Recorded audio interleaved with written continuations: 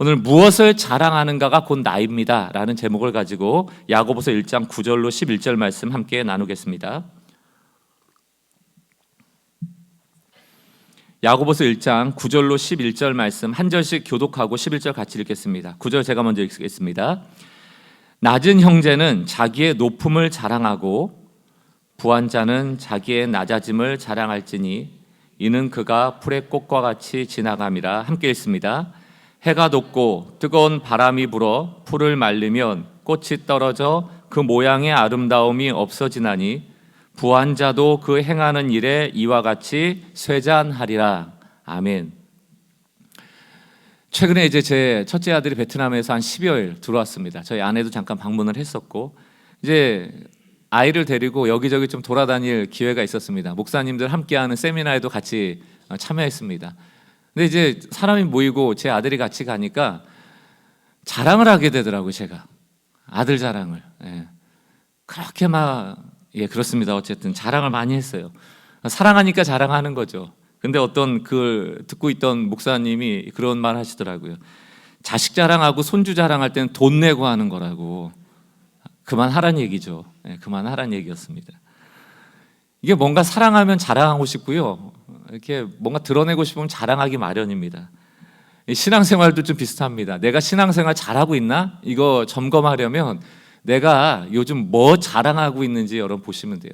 이 자랑이라는 단어가 찬양이라는 단어하고 같은 어원입니다. 우리가 하나님을 찬양한다라는 의미가 하나님을 자랑하는 거예요. 우리에게 행하신 일을 막 자랑하는 겁니다. 막 드러내고 싶어서 막 그러는 게 이제 찬양이거든요. 그러니까 내 자신에게 주목해서 자기 자랑하고 있는지 아니면 하나님의 은혜 아래서 하나님이 우리에게 행하시는 일을 찬양하고 있는지 내가 요즘 무엇을 자랑하고 있는지를 보면 나의 신앙의 성적표가 나오죠. 이런 의미에서 자랑이라는 것은 나의 영혼이 보이지 않는 곳에 그 신앙의 뿌리가 제대로 있는지를 살펴보는 엑스레이 같은 거예요. 그러니까 나도 내 신앙을 잘 모를 때가 많잖아요. 근데 내가 내 입술에서 뭐가 나오고 있는지를 보면 그게 신앙의 점수다. 왜냐하면 말로 쏟아져 나오는 것은요 결국은 이 드러나게 돼 있거든요. 뭘 자랑하나 저 사람이. 여러분은 요즘 뭐 자랑하는 맛에 사십니까? 제가 이렇게 인터넷 찾아보니까 SNS를 중심으로 사람들이 자랑하는 그런 몇 가지가 이렇게 있더라고요. 보니까 하나님 찬양하는 건 별로 없어요. 다 좀 세속적 자랑이라고 할까요? 외적인 모습이나 외적인 환경을 자랑할 때가 많더라고요. 예를 들면 내가 얼마나 많은 것을 가졌는지, 재산이나 소득에 대해서 내가 얼마 번다 이런 거, 학력이나 경력, 스펙이죠. 외모나 몸매, 또 가족의 성공, 고급스러운 라이프 스타일, 뭐 내가 어느 레스토랑 가서 얼마짜리 뭘 먹었어 이런 거, 인맥과 관계, 내가 누구 알아, 인기 정도, 가끔은 겸손을 자랑한 자랑도 있습니다. 뭐 이런 거 있잖아요. 되게 꼴보기 싫은 건데 나 요즘 살이 너무 쪘어. 몸무게 재보니까 40kg 넘어. 막 이런 거 있잖아요. 학시 이게 나오는 거죠. 학시. 겸손을 가장한 자랑 아닙니까? 그러니까 사람들이 자랑하는 이유는 단순해요. 그러니까 내가 얼마나 가치 있는 존재인지를 드러내고 동의받고 확인받고 싶은 거예요. 그러니까 자랑이라는 것은 나의 가치를 외부로 드러내려는 심리에서 나오는 행동이기 때문에 이게 꼭 나쁘다고만 할 수는 없습니다. 그러나 문제는 어디에서 발생됩니까? 이런 자랑을 듣는 상대방의 감정이나 상대방의 환경을 고려하지 않은 채 나만 잘 되면 되고 나만 많이 돈 벌면 되고 나만 유명해지고 나만 높아지면 된다라는 생각이 다른 사람에게 상처를 주고 다른 사람에게 시기심을 유발하고 한다면 그것은 잘못된 자랑이다라고 할 수 있습니다. 이게 자꾸 자랑하잖아요. 그럼 공동체 안에서 자꾸 시기심이 일어납니다. 또 자랑할 것도 없는데 자꾸 가짜로 자랑해요. 이런 걸 허영이라고 말하지 않습니까? 그리고 교만해지고 오만해지는 공동체가 되기도 쉽습니다. 이런 게 문제인 것이죠. 야고보서를 지금 적을 당시 이 야고보가 처한 상황도 다르지 않았습니다. 고대 역사가로 알려진 요세푸스의 역사의 내용을 보면은 야고보서의 저자인 야고보는 AD 62년에 안나스라는 사두개인 대제사장으로부터 순교를 당합니다. 미움당해서 죽게 된다는 얘기예요. 사두개인이 어떤 사람인가? 이 안나스 2세 제사장 가문이 어떤 사람인가 하면 지주계부, 그러니까 기득권이었고요. 율법을 지킨다고는 했지만 가난한 사람에게는 관심이 없었던 사람입니다. 긍휼이 없었던 사람으로서 자기들의 이익만을 추구했던 사람으로 알려져 있습니다.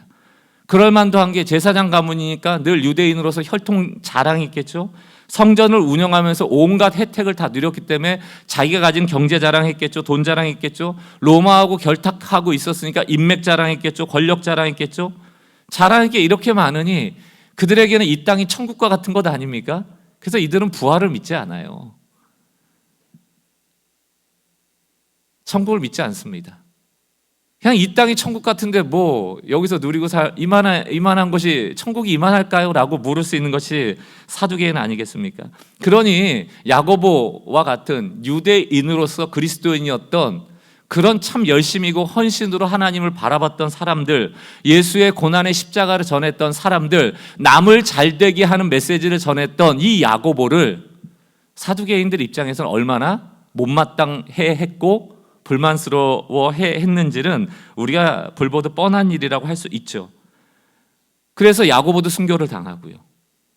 또 야고보서 1장 1절에서 이 야고보서를 읽는 사람들의 독자들을 누구라고 표현하고 있냐면 흩어진 자들. 스데반의 순교를 통하여서 예루살렘에 있는 그 예루살렘 교회가 핍박받고 다 흩어지게 됐거든요. 그 핵심에는 사두개인과 같은 종교 기득권자들이 존재했었다는 얘기입니다. 그런데 이방 땅에 가보니까 어때요? 이방 땅 역시 세속적 가치관으로 문화로 가득한 곳이죠. 돈이 중요했다는 얘기입니다. 흩어진 자들이 도망치듯 예루살렘을 떠나서 고향 땅을 떠나서 사실은 먹고 살기 어려웠을 것 아닙니까? 환경이 바뀌어졌으니까. 이방인 취급받는 것도 힘들어 죽겠는데 눈앞에 보이는 매우 안정적이고 부유하고 풍요로운 주류 사회들의 삶의 모습을 보며 그들은 매우 부러워했을 것이고 자신의 처지를 매우 초라하게 여겼을 것이라는 얘기를 우리가 짐작해 볼 수 있습니다. 물론 야고보서를 읽는 독자들 중에는 부유한 계층도 있었을 거예요. 그러나 이런 부유한 계층들조차도 흩어진 자들로서 세속의 문화 안에 들어가 보니 더 가지려고 하고 더 많은 것을 모으려고 하는 가치관의 지배를 받으며 살아갔을 것이라는 얘기입니다. 그래서 야고보는 계속해서 두 마음이라는 용어를 쓰고 있는 거예요. 하나님을 의심하는 겁니다. 하나님으로만은 충분하지 않다라는 두 마음이 작동되고 있음을 꼬집어 쓰는 거예요. 하나님은 너를 향하여 늘 한 마음인데 너는 두 마음이구나.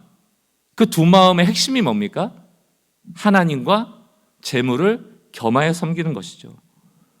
그러니까 오늘 야고보서 1장 9절에서 11절이 말하고 있는 매우 중요한 핵심적인 내용이 바로 돈에 대한 얘기예요. 오늘 본문을 보십시오. 9절과 10절 상반절, 낮은 형제, 이게 밑바닥 인생이란 뜻이거든요. 가난한 형제는 자기의 높음을 자랑하고 부한 자는 자기의 낮아짐을 자랑이라. 가난한 자와 부한 자에 대한 얘기입니다. 그러니까 결국 가난한 자, 부한 자, 이 두 대조적 사람을 통하여서 우리가 무엇을 자랑해야 하고 무엇을 자랑하면 안 되는지에 대한 메시지를 공동체에게 전하고 있는 거예요. 오늘 우리는 교회 공동체에게도 동일한 메시지를 야고보를 통하여 전하고 있는 겁니다. 공동번역을 9절 10절을 다시 보면 더 선명하게 의미를 볼 수 있는데요. 이렇게 되어 있습니다. 가난한 형제는 하나님께서 높여주시는 것을 기뻐하고, 기뻐한다는 게 자랑한다, 찬양한다 이런 뜻이고요. 10절, 부요한 형제는 하나님께서 낮추어 주시는 것을 기뻐하십시오, 자랑하십시오, 이런 얘기예요. 가난을 볼 거냐? 하나님이 높여주신 그 높임을 볼 거냐? 부요함을 볼 거냐? 하나님이 낮추시는 낮춤을 볼 거냐? 무엇을 볼 거냐의 문제라고 야고보는 지금 강조하고 있는 거예요. 여러분, 우리가 자랑한다는 것은요, 무언가를 자랑한다는 것은 그 무언가에 집중하며 살아가고 있다는 거예요. 무언가가 우리 삶에 매우 중요한 요소라는 것을 뜻합니다. 우리가 무엇을 바라보고 사는가와 우리가 무엇을 자랑하는 것은 매우 밀접하게 연결되어 있다. 제가 아들을 사랑하니까 아들 자랑하잖아요. 무언가를 사랑하면 자랑하게 돼 있는 거예요. 야고보는 지혜를 가지라고 말합니다. 왜? 지혜는 영적인 눈이고요, 중요한 것을 중요하게 볼 수 있는 눈이고요, 세상의 방식대로 보는 눈이 아니고 하나님의 통치를 보는 눈이거든요. 그래서 지혜가 없으면 그냥 세속의 문화, 세속이 중요하다라고 하는 것이 그냥 중요하다고 동의가 돼버려요. 근데 지혜가 오면 그렇지 않음에 대하여 세속의 문화에 대해서 저항하고 하나님이 중요하다 여기는 것을 중요하게 여기게 된다는 얘기를 하고 있는 겁니다. 그러니까 지혜가 매우 중요한 거죠. 가난한 자에게 가난에 몰두하지 말라는 얘기예요. 부자인 자에게 부자에 몰두하지 말라는 얘기예요. 가난하건 부자이건 하나님께서 어떻게 보는지에 주목해라. 가난한 자는 하나님께서 높여주심을 자랑하고 부한 자는 하나님께서 낮춰주심을 자랑하라. 하나님 보라는 거예요. 그러나 지혜를 구하지 않으면요, 우리가 지혜가 부족해지면 이 눈이 안 바뀐다. 가난에 몰두하고 부요함에 몰두하게 되는 것이 다 지혜 없음이라는 거예요. 믿음 없음, 영적인 눈이 없음, 이렇게 야고보는 얘기하고 있습니다. 이렇게 관점이 안 바뀌면요, 야고보서 4장 가보니까 이런 얘기가 나와요. 야고보 4장 16절, 이제도 너희가 허탄한 자랑을 하니, 허탄한 자랑을 하니. 그러니까 지혜가 없으니까 세상이 보는 대로 보는 거예요. 그걸 뭐라고 얘기합니까? 그런 자랑, 허탄한 자랑은 다 뭐다? 악한 것이라. 여러분, 우리가 아니 내가 있는 거 자랑하는데 뭐가 문제야 라고 이렇게 얘기하기도 쉽지만 그게 허탄한 자랑, 다시 말하면 하나님께서 그렇게 중요하게 여기지 않는 것인데 나만 중요해, 그런 거 자랑하는 것을 하나님은 악하게 보시는 거예요. 여러분, 자랑을 조심하셔야 되는 것입니다. 왜냐하면 그 자랑이 나의 가치관을 반영하고 있거든요. 내 마음이 두 마음이라는 것을 증명할 때가 많거든요. 그 헛된 자랑은 우리를 하나님의 형상답게 만들어주는데 조금도 도움을 주지 못해요. 오히려 헛된 자랑은 하나님을 자랑하는 일을 방해하게 된다는 얘기입니다. 24시간 내내 내 자랑만 하고 살아간다. 그러니 하나님 찬양할 틈이 어디 있습니까? 지난번 갈라디아서를 볼 때도 똑같아요. 유대인들이 할례를 자랑한 이유가 뭡니까? 정말 하나님이 주신 그 할례를 소중히 여기고 하나님의 백성이라는 가치를 소중히 여겨서가 아니죠.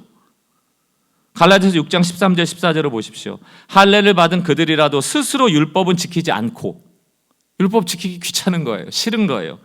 너희에게 할례를 받게 하려는 것은 그들이 너희의 육체로 자랑하려 함이라. 율법은 지키긴 싫고 내 몸에 육체는 할례는 새겼으니 난 하나님 백성이다 라고 얘기하고 싶은 겁니다. 쉬운 방식을 찾아가는 거예요. 14절, 그러나 내게는 우리 주 예수 그리스도의 십자가 외에는 결코 자랑할 것이 없다. 사도 바울이 뭘 대조하고 있는 겁니까? 쉬운 자랑과 중요한 자랑을 대조하는 거예요. 쉬운 자랑은 뭐예요? 육체 자랑하는 거예요. 할례 자랑하는 거예요. 나 몇 년 신앙생활했어, 나 장로야, 나 목사야, 이런 거예요. 사도 바울은 뭐래요? 난 십자가 자랑할 거야. 난 하나님 찬양할 거야. 우리 주 예수 그리스도의 십자가 외에는 결코 자랑할 것이 없으니 그리스도로 말미암아 세상이 나를 대하여 십자가에 못 박히고 내가 또한 세상에 대해서 못 박혔다. 나 허탄한 자랑 안 하겠다는 얘기예요. 성도가 뭡니까? 거룩한 무리입니다. 거룩한 무리는 무언가 따르는 대상이 필요하거든요. 근데 야고보 공동체는 지금 다 돈 따라가는 거예요. 돈을 주인으로 놓고 모든 무리가 돈을 따라가는 거예요. 그거는 거룩한 무리, 성도가 아닙니다. 성도, 거룩한 무리라는 뜻은 우리 앞서가신 예수를 따라가겠다는 것이거든요. 그게 중요하기 때문에 그 길 위에 서서 그 길 위에 가시는 예수를 따라가겠다. 그게 성도 아니겠습니까? 그러므로 우리 역시 십자가를 자랑하고 하나님께서 우리에게 행하신 일을 찬양하는 하나님의 백성이 되어야겠습니다. 오늘 이 말씀을 통하여서 우리가 더욱더 지혜를 구해야 되고 예수님을 따라가는 그 길이 선명히 보여지기를 구해야 하고 나에게 주어진 가난이라는 부자라는 환경이 나를 지배하지 않고 나를 보는 해석이 달라져야 한다. 하나님께서 중요하게 보라 하시는 것에 아멘으로 순종하고 그것에 주목하는 신앙인들 또한 그런 공동체 되어지길 주의 이름으로 축원합니다. 오늘 두 가지 말씀이에요. 우리 공동체 안에도 모르겠습니다. 가난한 자, 부자, 그건 뭐 기준이 뭔지는 모르겠지만 여러분 나름대로 여러분 스스로를 생각하면서 두 부류에서 이 말씀을 적용해 보시면 되겠어요. 가난한 자는 어떻게 봐야 하는가? 부자인 자는 어떻게 봐야 하는가? 그 지혜를 구하고 하나님께서 우리에게 주시는 메시지를 받으시면 되겠습니다. 첫 번째는 가난한 자를 높이시는 하나님을 보라는 거예요. 가난을 주목하지 말고 하나님 바라보면 하나님이 뭐라고 하냐면 너를 내가 높여주잖아. 거기에 주목하라는 얘기예요. 공동번역으로 보겠습니다. 야고보서 1장 9절. 가난한 형제는 하나님께서 높여주시는 것으로 기뻐하라, 자랑하라, 이 얘기예요. 세상에서 돈이 없다고, 사회적 지위가 낮다고 여겨서 우린 자랑할 게 없다라고 여기는 게 가난한 자들 아닙니까? 자랑이라는 용어의 의미 자체가 높인다는 뜻이거든요. 근데 소유가 낮은데, 지위가 낮은데 어떻게 높다라고 자랑이 되겠습니까? 어떻게 높다 여기며 기뻐할 수 있겠습니까? 그러나 우리의 소속이 이 땅이라면 그 기준이 맞겠죠. 그러나 하늘의 시민권자라면 얘기는 달라지는 것입니다. 하나님이 높여주신다는 얘기예요. 이거를 조금 더 해석해보면 이런 의미가 됩니다. 너가 그리스도 안에 있다. 그리스도 안에서의 너의 위치를 확인하라는 얘기예요. 이건 가난한 자들에게만 해당되는 얘기가 아니지만 유독 가난한 자들은 나의 소유나 나의 지위가 낮다라고 여기기 때문에 자랑할 게 없는 인생이라고 스스로 위축돼 버리는 거예요. 그러나 가난한 자일지라도 너가 그리스도 안에 있다면 그리스도께서 너를 높여주신 그 위치를 확인하라는 얘기예요. 그리고 너의 높음을 자랑하라는 얘기예요. 여러분, 신앙생활에서 이게 너무너무 중요한 메시지입니다. 여러분, 우리가 구원받은 이후에 우리의 삶이, 생활이 송두리째 바뀌는 건 아니에요. 어제까지 그렇게 악랄하게 이기적으로 살았던 사람이 예수 믿은 그 다음 날부터 착하게 되면 얼마나 좋겠습니까? 정말 할렐루야겠죠. 다 경험하셨잖아요. 10년, 20년, 30년씩 했는데 쓴뿌리가 여전히 남아있고 이렇게 욕심이 많고 탐욕스럽고 나만 잘 되려고 하고 그래서 늘 하나님 앞에 애통하고 가슴을 치는 게 우리들 아닙니까? 그러나 확실하게 바뀐 게 하나 있습니다. 영역이 바뀌는 거예요. 위치가 바뀌는 거예요. 어둠에서 빛으로 바뀌는 겁니다. 죄를 지어도 어둠에서 짓는 죄가 아니에요. 비단에 거하며 짓는 죄예요. 그래서 안심하라, 그리고 죄와 싸우라고 명할 수가 있는 겁니다. 이전에는 어둠의 자녀, 마귀의 자녀들이었지만 이제는 하나님의 자녀가 된 겁니다. 영역이 달라진 거예요. 우리가 속한 것이 달라진 거예요. 여러분의 위치가 어디냐고요? 세상에 월급 테이블 가지고 여러분들을 등급 매길 수는 있겠죠. 그러나 하늘의 백성이 등급 매겨지는 일은 없습니다. 우리 모두가 빛의 자녀고 하나님의 자녀고 그리스도 안에 있는 자들이란 얘기예요. 그리스도 밖에 있다면 가난이라는 것은 초라하기 짝이 없는 것이지만 그리스도 안에 있다면 가난이든 부요나 상관없이 우리는 그리스도와 함께 그 자리에 있는 것입니다. 에베소서 2장 5절을 보세요.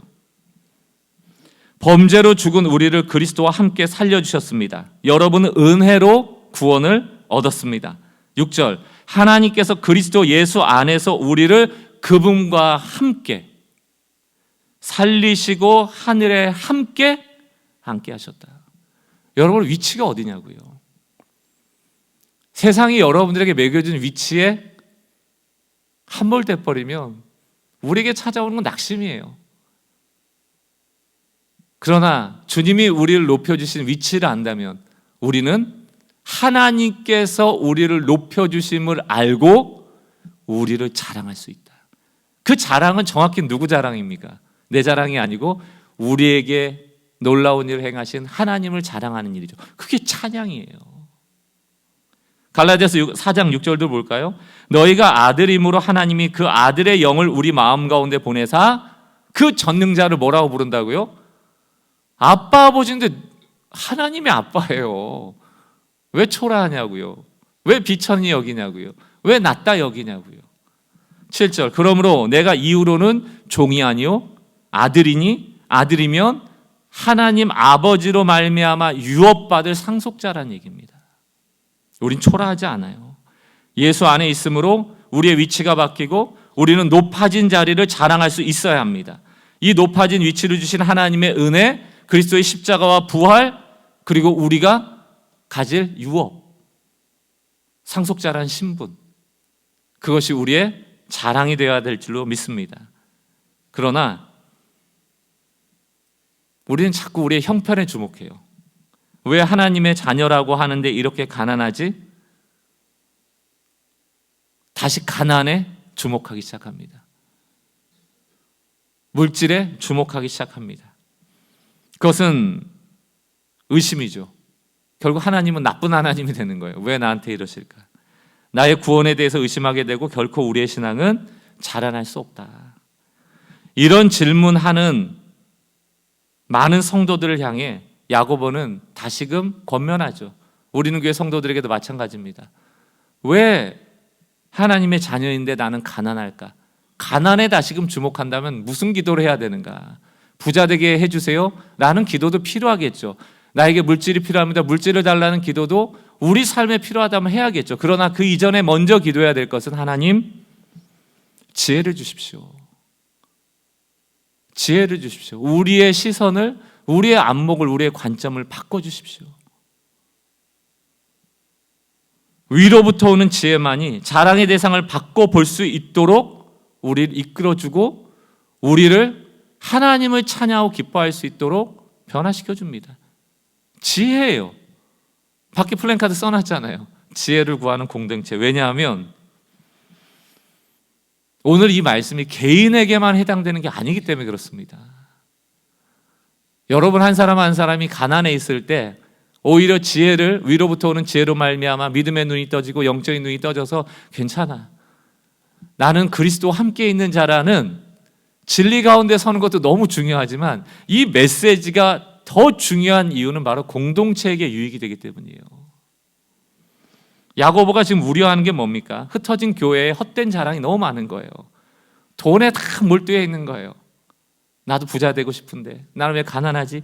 여기에 온통 시선이 쏠려 있다는 것을 알았기 때문에 자랑하지 말라라고 지금 얘기를 하고 있는 것이거든요. 헛된 자랑이 많아지잖아요. 내가 가진 것을 자랑하는 부자들의 자랑이 그 공동체를 지배하잖아요. 그럼 가난한 자는 어떤 대상이 되어버립니까? 차별의 대상이 되는 거예요. 혐오의 대상이 되는 거예요. 너는 왜 예수 믿는데 왜 이렇게 가난해? 손가락질하는 거예요. 돈이 주도하는 공동체가 되어버리는 것입니다. 그러나 교회 공동체는 오로지 하나님의 은혜와 그리스도의 십자가로 말미암아 자녀된 공동체입니다. 그 누구도 잘해서 구원을 얻은 사람이 아무도 없어요. 우리가 하나님의 자녀라는 그 합집합 안에서만 교회 공동체는 건강하게 세워질 수 있다는 얘기입니다. 그러니까 가진 것을 자랑하고 가지지 못해서 위축되어 버리면 그 복음의 공동체는 취약해질 수밖에 없어요. 돈에 따라 일희일비해지는 거예요. 예수님이 우리를 그분 안으로 초대하시고 높여주셨는데 공동체 안에서 끊임없이 자기의 가지지 못한 가난함이 초라하게 여겨지고 부끄러워지고 숨겨야 될 내용이 되어버린다면 공동체는 계속 긴장감을 가질 수밖에 없어요. 눈치 보고 서로 뭐 가난이 자랑이다라고 얘기할 수는 없습니다. 뭐 그걸 막 대놓고 난 가난해 이러고 다닐 수는 없죠. 그렇다고 해서 그게 우리를 위축시키거나 공동체가 그것을 포용하지 못한다거나 그것 때문에 지적하고 정죄하는 일이 있다면 그거는 복음의 공동체가 아닌 것이죠. 저는 우리는 교회 공동체가 지혜로운 성도들의 공동체 되기를 바라고 기도합니다. 세상의 어떠함과 상관없이 하나님은 우리를 사랑하시고 우리는 사랑받고 있다. 우리는 한 형제요 한 자매요 하늘나라를 유업으로 받을 똑같은 상속자라는 의식으로 서로를 바라봐 줘야 될 필요가 있다는 얘기입니다. 이것이 야고보가 흩어진 공동체에게, 오늘을 살아가는 우리는 교회 공동체에게 주는 메시지예요. 가난한 자들은 위축되지 말고 세상의 관점으로 스스로를 보고 초라해지지 말고 하나님이 나를 높여주심을 보고 그것을 기뻐하라는 얘기입니다. 어렵죠. 아마 또 댓글이 달릴 겁니다. 뭘 모르고 한다고 저렇게 또 목사님. 제 얘기가 아닙니다. 제가 인간적이라면 이런 설교는 안 할 거예요. 뭐하러 가나안에 대한 주제를 뭐하러 건들겠어요? 돈 없는 게 뭐 그렇게 좋은 일이고 불편한 일 아닙니까? 힘든 일 아닙니까? 자녀에게 뭔가 해줄 수 없는 거 힘든 일 아니에요. 그럼에도 불구하고 야고보서를 통하여 진리는 우리에게 말을 걸어오는 거예요. 괜찮아, 힘내, 넌 상속자야. 너의 위치를 망각하지 마. 그리스도 안에서의 너의 위치를 확인하고 자랑하라는 얘기예요. 그걸 받아주는 공동체가 어디입니까? 그게 교회예요. 교회입니다. 나는 하나님이 계셔, 선포하시라고요. 제가 정리를 좀 해봤습니다. 자랑은 내가 얼마나 괜찮은 사람인지를 알리고 싶어하는 욕망이라고 한다면요, 이 야고보가 얘기하는 기뻐하라, 찬양하라라는 찬양은 하나님이 얼마나 위대하신 분인지 견딜 수 없어 말하고 싶은 충동이다. 찬양 쪽으로 가셔야 돼요. 이 공동체가 찬양의 공동체가 되셔야 돼요. 가난한 자들이 위축되지 않고 우리가 받은 은혜의 크심을 알고 예수 그리스도의 위치에서 당당한 성도들 되실 수 있기를 야고보는 우리에게 권면합니다. 그런 공동체 되길 주의 이름으로 축원합니다. 두 번째는 부요한 자를 낮추시는 하나님을 바라보라는 거예요. 부요한 자들은 기본적으로 거만하기가 쉬워요. 교만하기가 쉽습니다. 그런데 그 부요함에 자기의 삶을 주목하지 말고 내가 얼마나 부요한 사람인지 알리고 싶은 욕망에 사로잡히지 말고 하나님의 낮춰주심을 보라는 얘기입니다. 야고보서 1장 10절 보세요. 공동번역입니다. 부요한 형제는 하나님께서 낮추어 주시는 것을 기뻐하십시오. 자랑하라는 얘기입니다. 그런데 낮아지는 것은 자랑할 만한 게 아니잖아요. 뭘 자랑해야 되는지, 누가 낮아짐을 자랑할 수 있는지에 대한 부연 설명이 10절 이후에 11절까지 나옵니다. 다시 한번 읽어보겠습니다. 연결해서 10절입니다. 개역개정으로 읽습니다. 부한 자는 자기의 낮아짐을 자랑할지니 이는, 자랑하는 내용이에요. 누가 자기의 낮아짐을 자랑할 수 있는가? 뭐에 동의하는 사람이냐? 그가 풀의 꽃과 같이 지나감이라. 그 부도 다 지나간다는 얘기예요. 영원한 게 아니라는 얘기예요. 11절. 해가 돋고 뜨거운 바람이 불어 풀을 말리면 꽃은 떨어져 그 모양의 아름다움이 없어지나니 부한 자도 그 행하는 일에 이와 같이 쇠잔하리라. 쇠잔이라는 게 뭡니까? 점점 약해져 힘을 못 써버린다는 게, 연탄불로 치자면 활활 타오르다가 점점 하얀 재가 되는 것이 쇠잔함이에요. 왜 부요를 자랑해서는 안 됩니까? 그래서 영원한 게 아니에요. 그러므로 낮아짐, 너가 결국 쇠잔해질 것을 안다면 겸손하라는 얘기입니다. 겸손하는 얘기예요. 자랑이라는 건 거울이거든요. 맨날 거울 얼마나 조그매요. 그 거울의 세상 안에 들어가 가지고 내가 지금 얼마나 잘 살고 있는지, 이게 뭐 나르시즘도 아니고요.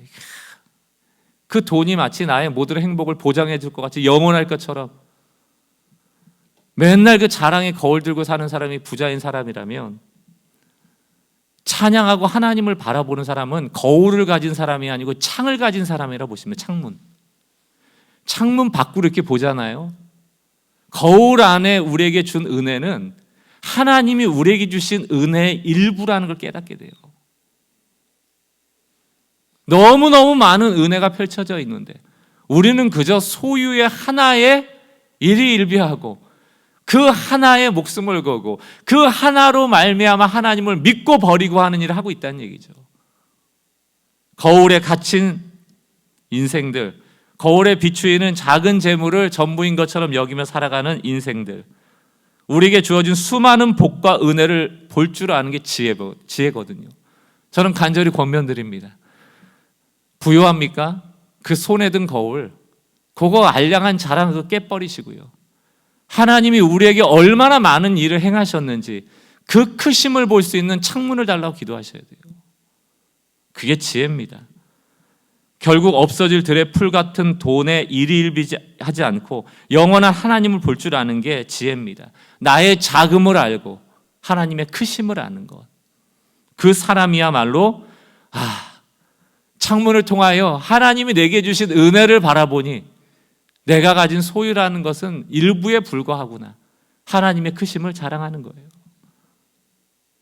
부한 자들은 나를 낮추시는 하나님의 은혜 앞에 기뻐하라, 자랑하라 말하고 있는 것이죠. 저는 우리는 교회 공동체 안에도 좀 거울 신앙에서 좀 빠져나오셨으면 좋겠습니다. 거울 신앙에서 빠져나와서 우리 성도들 늘 앞에 커다란 은혜의 창문들이 하나씩 달려 있어서 창문만 열고 보면 하나님이 우리에게 베풀어 놓으신 은혜들이 보여지는, 그것을 소망 삼고 기뻐할 수 있는 성도들의 삶이 되기를 주의 이름으로 축원합니다. 오늘 이 야고보는 이 1장 10절에서 11절 말씀을 이사야 40장 5절에서 8절 말씀을 인용해 온 것이거든요. 한번 읽어보겠습니다. 5절. 여호와의 영광이 나타나고 모든 육체가 그것을 함께 보리라. 이 날이 옵니다. 우리가 상속받을 날이 옵니다. 이는 여호와 입에 말씀하셨느니라. 하나님의 말씀 반드시 지켜지죠. 6절. 말하는 자의 소리여 이르되 외치라, 외치라. 대답하여 이르되 내가 무엇을 외치리까 하니. 이게 우리가 모두가 외쳐야 될 얘기인 거예요. 뭐라고 되어 있습니까? 이게 크게 외쳐야 되는데, 뒤에 모든 육체는 풀이요 그의 모든 아름다움은 들의 꽃에 같으니, 이렇게 얘기하는 거죠. 외치라. 너가 가진 부는 풀과 같고 꽃과 같고 마르고 시들어지는 것이라고 외치란 얘기예요. 7절. 풀은 마르고 꽃이 시들미 여호와의 기운이 그 위에 불미라. 이 백성은 실로 풀이라. 여호와의 기운이 에스겔의 마른 골짜기에 불잖아요. 생명이 됩니다. 그러나 때로는 꽃에 불고 풀에 불면 말리는 기운이 돼요. 하나님이 생사의 여타를 갖고 계세요. 죽이고 살리고 주시고 취하는 이가 하나님이십니다. 하나님의 입김이 우리의 부요함이 영원한 것이 아님을 알게 하신다는 얘기예요. 8절. 풀은 마르고 꽃은 시드나 우리 하나님의 말씀은 영원하리라. 이걸 외치란 얘기입니다. 이걸 외치란 얘기예요.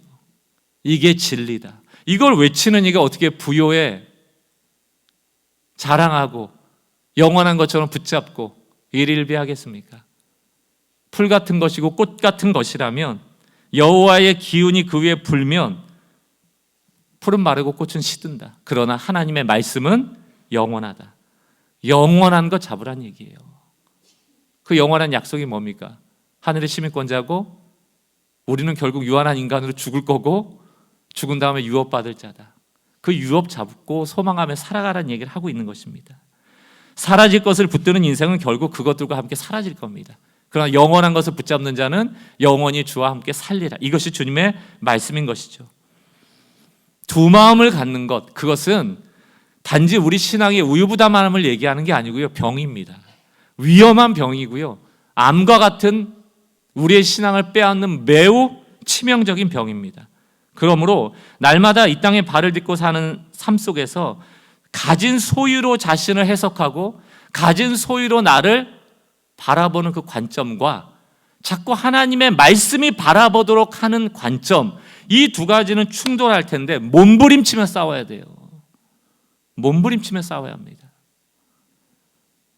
저는 날마다 이 이사야 40장을 우리가 마음에 새기고 외치라, 외치라. 푸른 마르고 꽃은 시들미요 여호와의 기운이 불미라. 이는 그 백성은 풀이라. 푸른 마르고 꽃은 시다. 여호와의 말씀은 영원하다. 외우시고 외쳐야 합니다. 내가 가진 것이 나를 말해주는 게 아니고 그리스도 안에서 내가 누구인가가 바로 나를 말해주는 것이죠. 그래서 오늘 설교 제목이 뭡니까? 내가 자랑하는 그것이 곧 나다. 여러분 뭘 자랑하고 있습니까? 자랑의 제목도 바꾸셔야 돼요. 내 자랑을 하나님을 찬양하는 찬양으로 바꾸시기 바랍니다. 우리는 교회 공동체가 가난하든 부유하든 조금 불편하고 편리한 것은 있을지 모르겠지만 그것이 영원하다 여기지 아니하고 서로를 향하여 구원받은 공동체로서 용납하고 사랑하고 격려하고 위로하며 우리가 받을 유업을 소망하는 공동체로 나갈 수 있기를 주의 이름으로 축원합니다. 결론을 맺습니다. 저는 요즘 제 머릿속에 늘 한 가지 단어가 떠나질 않아요. 콘스탄티누스주의라는 단어입니다. 콘스탄티누스라는 황제는 우리가 잘 아는 4세기 로마 황제로서 기독교를 공인한 황제입니다. 기독교가 로마의 국교가 되면서 교회는 권력과 결합되어졌고 그 현상을 콘스탄티누스주의 이렇게 이념처럼 우리가 씁니다. 우리는 이런 변화를 때로는 환호할 때가 많아요. 왜냐하면 고난받는 소수의 공동체가 로마 제국의 중심의 종교가 되었고 제도적인 권력으로 전환된 것, 이것이 로마에 미친 긍정적 영향도 분명히 있을 겁니다. 그러나 지금 한국교회는 이 콘스탄티누스주의를 부정적으로 보고 우리 스스로를 개혁해야 될 위험 속에 놓여 있다고 생각이 듭니다. 더 많은 사람이 믿는 지배적 종교가 되는 것에 우리는 환호할 때가 많고요. 제도적인 장치가 마련되어서 안정적인 종교가 되는 것도 좋아하고 돈이 많아지는 것 좋아합니다. 더 많은 사람이 모일 수 있는 거대한 건물 우린 좋아해요. 이전까지 핍박받던 소수 종교가 국교화돼서 다수 종교가 됐으니까 이제 마음껏 하나님을 섬길 수 있겠지라는 좋은 마음을 가질 수도 있을 겁니다. 그러나 실상은 다르죠. 그 이후로부터 신앙은 더 이상 십자가를 따르는 것이 아니고 성공과 지배와 영향력이라는 단어가 지배하는 방식으로 변질되었습니다. 그 위험이 기독교 2000년의 역사를 타고 여전히 우리에게 작동되고 있다. 우리도 은연중에 콘스탄티누스주의의 영향을 받고 신앙생활하고 있다고 해도 과언이 아닙니다. 제가 이렇게 가운 안 입어요. 여러분 요 근래 교황 선출될 때 보셨습니까? 그 화려한 옷과 지팡이와 그 주교들이 빨간 옷을 입고 행진할 때 수녀들은 하얗고 까만 옷을 입고 뒤에 따르잖아요. 그게 분리거든요. 옷이 주는 권위거든요. 왜 개신교가 그런 걸 따라야 합니까? 목사는 권한이라고 늘 말씀드리잖아요. 권력이 아니거든요. 그러나 왜 우리가 그런 것을 따라하고 있는가? 저는 콘스탄티누스주의의 영향을 받고 있다. 뭔가 변질된 캐톨릭 같은 느낌이 들 때가 많아요. 기독교가 권력의 중심에 섰을 때 사람들은 예수의 십자가를 금으로 도금하기 시작했고 복음은 권력과 손을 잡고 하나님을 자랑하는 것이 아니고 하나님의 이름을 이용하여 자신을 자랑하기 시작했죠. 가진 것을 자랑하기 시작했고 십자가가 고난이 되어지고 그 고난에 동참하는 것을 기뻐하는 것이 아니고 십자가에 도금된 금을 보며 좋아했죠. 그게 바로 콘스탄티누스주의입니다. 우리가 믿는다는 것이 특권이 돼버리고 예배가 화려함이 되고 큰 건물이 마치 하나님의 역사가 강력하다는 증거이냐, 유명한 목사는 하나님이 밀어주시는 목사이냐, 많은 사람이 모이는 것이 하나님의 역사이냐, 우리는 오도했습니다. 목사들 사이에는 우스갯소리가 있습니다. 교회는 대형교회와 대형교회가 되고 싶어하는 교회, 목사는 대형교회 목사가 되고 싶은 목사와 대형교회 목사가 되고 싶어하는 목사, 두 가지밖에 없다. 공동체가 고작 자랑하는 게 우리가 갖춘 것, 가진 것, 보여지는 것, 이룬 것이라면 우리가 십자가에 발려진 금을 자랑하는 것과 뭐가 다른 공동체입니까? 우리는 교회가 자랑이 바뀌어지길 바랍니다. 여러분의 입에서 목사님, 우리 교회 목사님 설교 좋아요, 그런 얘기도 하지 마세요. 복음이 선포됩니다. 하나님의 말씀이 살아있습니다. 제가 말씀을 듣고 변화가 됩니다. 예배가 기다려집니다. 하나님을 경험합니다. 하나님이 주어가 되셔야 됩니다. 하나님을 자랑하고 하나님 찬양하십시오. 이 교회의 콘스탄티누스주의라는 십자가의 금치라는 일들이 많아지지 않길 원하고 그 십자가 자체가 오롯이 자랑되어지고 찬양되어지고 내 남은 고난을 내 육체에 심으라는 말씀을 받아 우리는 무명하나 하나님께 유명한 자가 되어지는 것이 꿈이 되어지는 그런 신앙의 공동체 될 수 있기를 주의 이름으로 축원합니다. 진짜 복음이 들어올 때만 비로소 헛된 자랑이라는 암덩어리는 제거되는 거예요. 여러분들이 올챙이적 생각하시라고 고린도전서 1장 26절 29절 읽고 우리 찬양으로 예배를 정리하겠습니다. 26절 형제들아 너희를 부르심을 보라. 육체를 따라 지혜로운 자가 많지 아니하며 능한 자가 많지 아니하며 문벌 좋은 자가 많지 아니하도다. 우리를 향한 얘기입니다. 우리 중에 지혜롭지 않아요. 능력 없어요. 문벌 없어요. 그러나 27절 하나님께서 세상에 미련한 것들을 택하사 우리죠. 지혜 있는 자들을 부끄럽게 하려 하시고 세상에 약한 것들을 택하사 우리들입니다. 강한 것들을 부끄럽게 하려 하시며 28절 하나님께서 세상에 천한 것들 우리죠. 멸시받는 것들 우리입니다. 없는 것들 우리예요. 일부러 택하신 겁니다. 왜? 세상의 것들 함부로 자랑하지 못하게 하려고. 29절 이는 아무 육체도 하나님 앞에서 자랑하지 못하게 하려 함이라. 우리는 교회 공동체는 이래야 합니다. 그리고 고린도전서 1장 31절 마지막 결론이 뭡니까? 같이 한번 읽어보겠습니다. 시작. 기록된 바 아멘. 가난한 자는 하나님의 높여주신 자기의 위치를 지혜로 영적인 안목으로 확인하고 하나님을 찬양하고 부자인 자들은 이 부가 시들어지는 꽃과 같아질 것을 알고 나를 낮춰주심에 기뻐하고 자랑하라는 얘기예요. 이 공동체가 이런 신화의 공동체, 지혜의 공동체, 하나님을 자랑하고 찬양하는 공동체 되기를 주의 이름으로 다시 한번 축원합니다. 우리 같이 한번 찬양하겠습니다. 나의 영혼이 잠잠히 하나님만 바라보겠습니다. 우리의 관점이 바뀌어지는 찬양의 고백되기를 원합니다. 나의 영혼이 잠잠히 하나님만 바라며 나의 영혼이 잠잠히 하나님만 아멘. 나는 하나님의 구원만 자랑합니다. 나의 구원이 오직 그에게서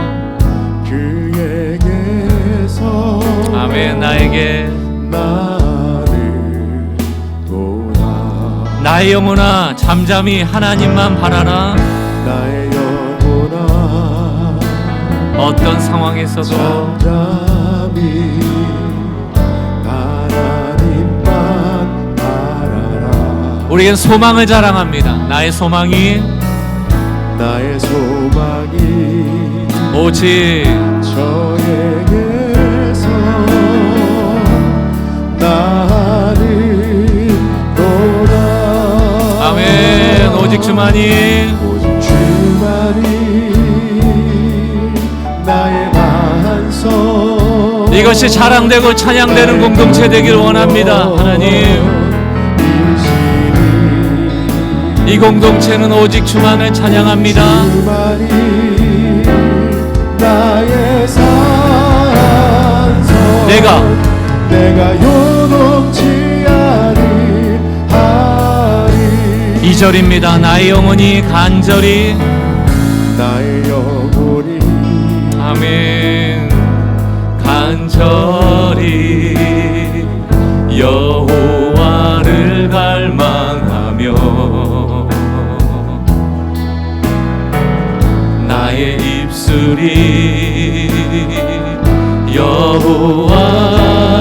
여호와를 찬양하리. 나의 영혼이 즐거이 여호와만 따르겠습니다. 나의 영혼이 잠거이 여호와를 따르리니. 내 평생 여호와만 자랑합니다. 나의 평생에 아멘 여호와를 송축하리. 오직 주만이 나의 반석 나의 구원 아멘. 오직 주만이 나의 높은 산성 나의 산성 내가 요동치 아니하리. 다시 한번 선포합시다. 오직 주만이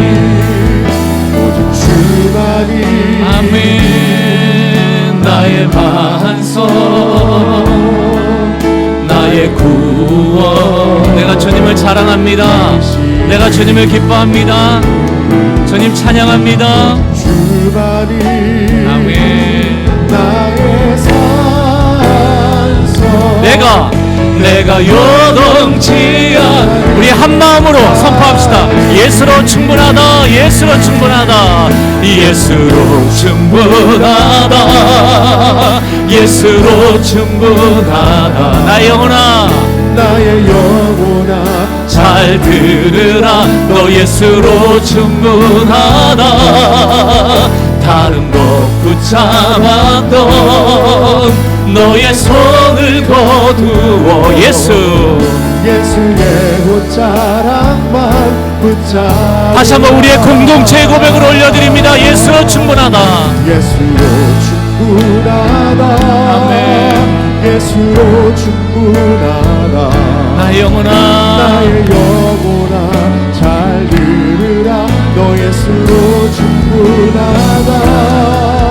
다른 것 붙잡았던 너의 손을 거두어 예수의 옷자락만 붙잡으라. 아멘. 같이 한번 오늘 말씀을 가지고 기도하겠습니다. 야고보의 이 권면이 쉬운 권면이 아니죠. 세상을 살아가면서 눈에 보이는 것들이 있는데, 실제적인 불편함이 있는데, 고통이 있고 괴로움이 있는데, 가난함이 어떻게 쉽게 자랑이 되겠습니까? 그러나 야고보가 우리에게 구하는 것은 지혜를 구하여 하나님이 보시는, 하나님이 우리에게 보기 원하시는 그 방향으로 자꾸 우리의 시선을 바꾸라고 권면하는 것 아니겠습니까? 우리가 하나님의 자녀고 상속이라는 소망이 있다. 우리의 어떠함과 상관없이 우리는 사랑받고 있다. 이 믿음의 고백으로 내 영혼에게 선포하세요. 너 예수로 충분해. 그리스도와 함께 우리를 높이신 하나님을 찬양하십시오. 오늘 주신 말씀 가지고 여러분 형편에 맞도록 이 말씀에 반응하여 하나님 앞에 기도하면 좋겠습니다. 아버지,